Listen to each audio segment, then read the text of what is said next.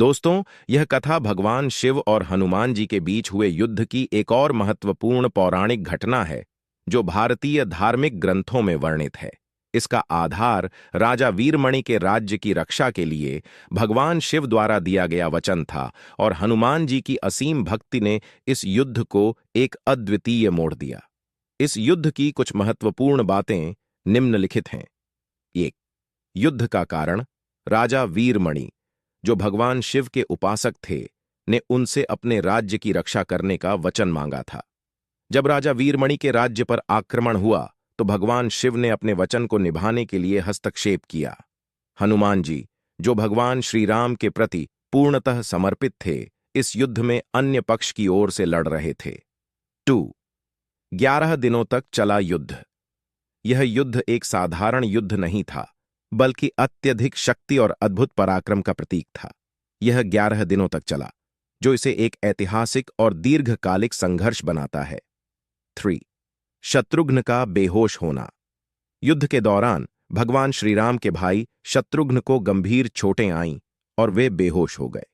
यह एक बड़ा संकट बन गया, क्योंकि शत्रुघ्न युद्ध में महत्वपूर्ण भूमिका निभा रहे थे। 4. हनुमान जी का सवाल। हनुमान जी ने शिवजी से पूछा कि वे राम भक्त हैं, तो फिर वे उनसे युद्ध क्यों कर रहे हैं? इस सवाल ने इस युद्ध के भावनात्मक पहलू को उजागर किया, क्योंकि हनुमान जी शिवजी को भी भगवान राम का भक्त मानते थे। 5. शिवजी का वरदान। शिवजी ने हनुमान जी को वरदान दिया कि वे द्रोणगिरि पर्वत से संजीवनी बूटी लाएं और शत्रुघ्न और पुष्कल, शत्रुघ्न के पुत्र, को पुनः जीवित करें।